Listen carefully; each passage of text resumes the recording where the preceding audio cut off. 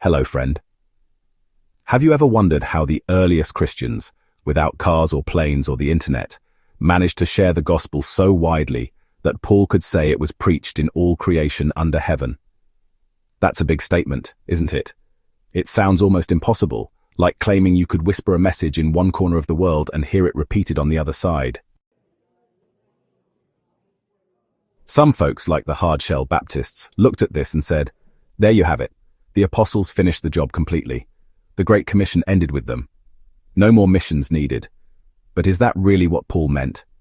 Did he mean the gospel was finished spreading forever? Let's think about it together. Imagine you're looking at a globe in your classroom. Back then, the world didn't mean every continent you'd find on Google Maps. It meant the world as they knew it, mainly the Roman Empire, which stretched from Spain to Syria. In their minds, that was nearly everything civilized. So when Paul said the gospel had reached all creation, he wasn't claiming every person on every island had heard it, but that the message had gone out far and wide, echoing through cities and villages wherever Roman roads could carry it. Some people argue Paul was just using a figure of speech, what scholars call hyperbole, like when you say, everyone's talking about this. Do you literally mean everyone? No, you mean it feels that way, and there is some truth to that. The gospel was spreading like a wildfire so quickly that even enemies couldn't ignore it. Let me tell you what some early Christian writers said.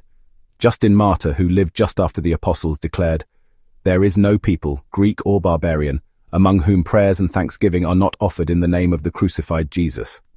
And Tertullian boasted, "We are but of yesterday, and we already fill your cities, islands, camps, palace, senate, and forum." Sounds like a movement that covered the world as they knew it, doesn't it? Some think it's an exaggeration to say the gospel reached the ends of the earth so quickly. But the book of Acts shows us how hard the apostles worked. In Acts chapter 19 verse 10 it says Paul preached in Ephesus for 2 years so that all who lived in Asia heard the word of the Lord. Imagine that, the whole province buzzing with the news of Jesus. Paul himself traveled tirelessly. He preached in Jerusalem and Arabia, journeyed through Asia Minor and Greece, visited Crete, Rome, and possibly Spain. And in Romans chapter 1 verse 8 he praises the Roman Christians, saying, "Your faith is proclaimed in all the world." Was he lying? Was he exaggerating? Or was he describing the remarkable fact that the gospel was accessible to people almost everywhere they looked? Here's an analogy, just to help us understand. Picture a mighty river branching into countless streams, feeding every field. Not every blade of grass drinks directly from the river, but the water has spread so widely that no land is too far from it. That's what Paul meant. The gospel had been planted so broadly that it was within reach of everyone in the known world. But here's something even more important. Even after Paul wrote these words, missionaries kept going. He didn't sit back and say, "We're done." He kept preaching. And years later, the Apostle John commended Gaius for supporting traveling evangelists, as we see in 3 John, verses 6 to 8. If the Great Commission had ended, why were Christians still sending and supporting preachers? Because Jesus had said, "Go and make disciples of all nations, teaching them to observe all I have commanded you, and behold, I am with you always to the end of the age." Did you catch that? To the end of the age, not just until the apostles died. Some critics insist, if the signs and miracles of Mark 16 verses 17 and 18 have ceased, the commission must have ceased too.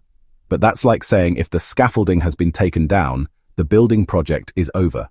The scaffolding, the miraculous signs, were temporary supports to establish the gospel's foundation.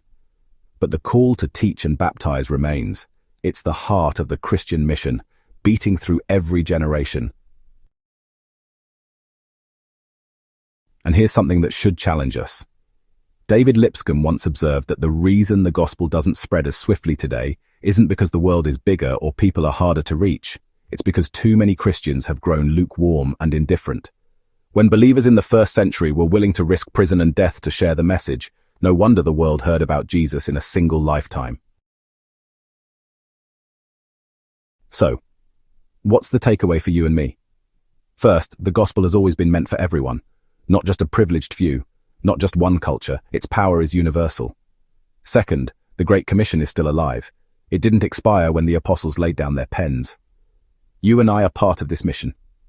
And third, the gospel spreads best when Christians are ablaze with love, not merely warmed by convenience.